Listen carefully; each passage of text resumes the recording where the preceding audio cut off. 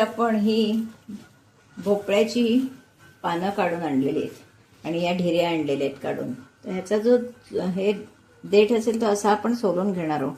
जो जून देठ असेल ना तेवढाच सोलून घ्यायचा आहे, बाकी असंच घ्यायचं आहे. जे जून आपल्याला वाटेल तेवढंच सोलून घ्यायचं आणि बाकी मग आपण ते चिरायचं. हे अंकुर आहेत त्याचे, हे बघा. शेत आपण छानपैकी सोलून घेणार आहोत भाजी. हे आता हे पान आहे, ह्याचा हा डेक जर जून असेल तर काढून घेऊया. दाखवते मी तुम्हाला.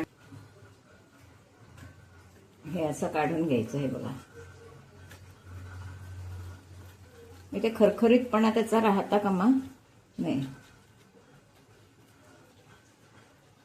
हातानं काढलं तरी चालेल किंवा असं खाली ठेवून आपण जसं अळूचं पान साफ करतो असं करायचं.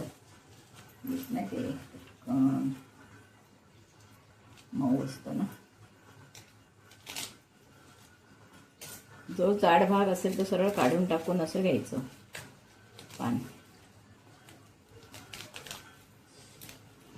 ही भाजी आपण साफ करून घ्यायची. हे सगळं कोवळं आहे. जून असेल तेवढाच हा साफ करून घ्यायचा. हे बघा, असं सोलून घ्यायचं. जून असेल तर. कोवळं असेल तर काही करायला लागत नाही. आणि आता हे आपण मग बारीक चिरून घेणार आहोत. बारीक चिरणार आणि मग मी तुम्हाला भाजी करून दाखवणार आहे त्याची छानपैकी.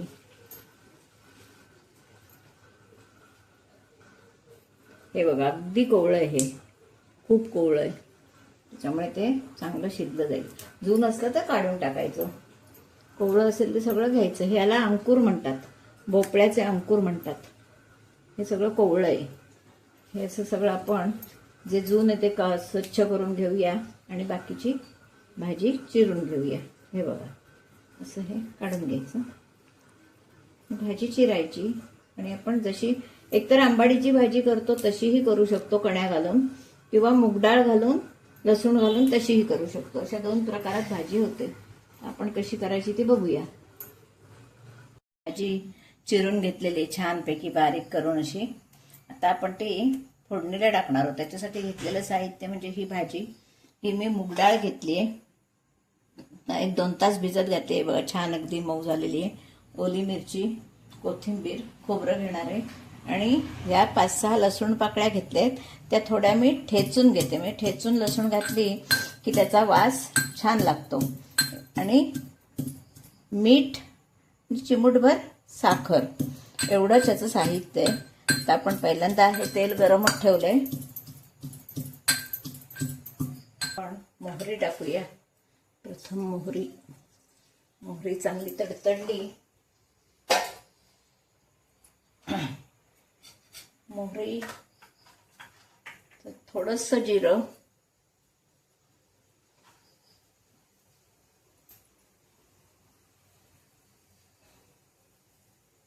आणि यामध्ये आता पहिल्यांदा काय करणार आहे तर पहिल्यांदा मी लसूण टाकणार आहे. कारण लसूण ठेचलेल्या लसणीचा वास एकदम सुंदर असा येतो भाजीला. हे बघा, खूप सुंदर वास येतो ही. आणि ही भाजी तर अप्रतिम होते. त्याच्या फुलांची भजी करतात, फुलांची सुद्धा भाजी करतात, पण एवढी फुलं मिळत नाहीत, त्याच्यामुळे पानांचीच आपण भाजी करतो. आता ही ओली मिरची टाकणार आहे. चांगलं आता आपण परतून घेणार आहोत. लसूण चांगली सोनेरी झाली की आपण त्याच्यावर भिजवलेली मूगडाळ टाकणार आहोत.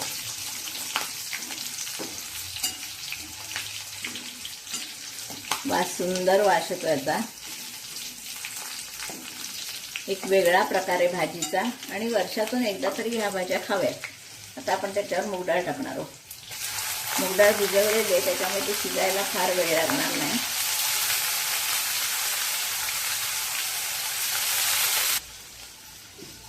हे चांगलं परतून घेऊ.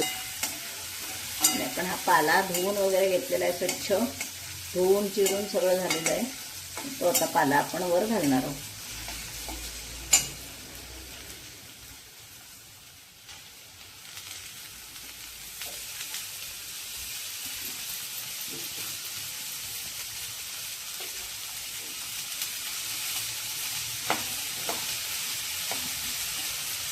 भाजीवर मी 2 मिनिटं झाकण ठेवणार आहे, मग परतणार आहे. म्हणजे झाकण ठेवलं की ती भाजी ठेवते मी 2 मिनिटांनी परतूया. आपण ही भाजी परतून घेऊया.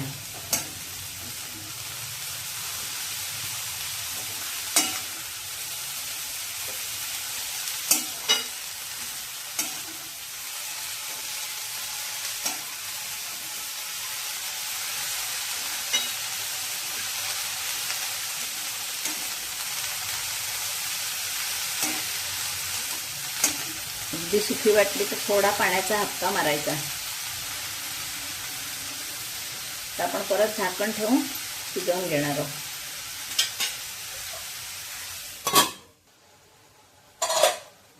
आपली ही भाजी बऱ्यापैकी शिजलेली आहे. आता आपण ह्याच्यात मीठ घालणार आहोत.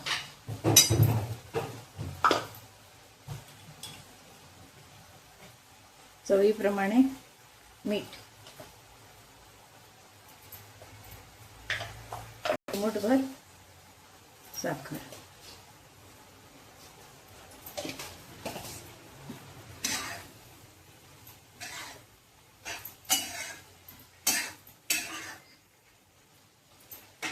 भाजी 2 मिनिटात तयार होईल. थोडा पाण्याचा हापका मारला होता.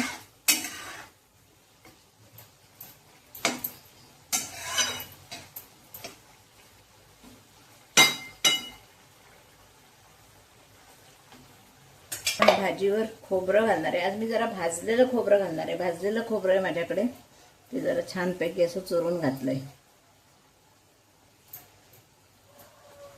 ओलं खोबरं हे छान लागतं. आता मी भाजलेलं इथे होतं माझ्याकडे जवळ, मग घातलंय.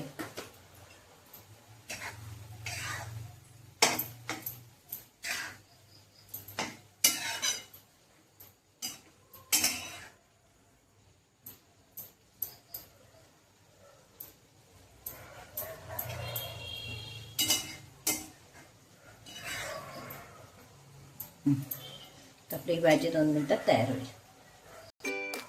अशी ही आपली भोपळ्याच्या कोवळ्या पानांची किंवा ढेऱ्यांची भाजी खाण्यासाठी तयार आहे.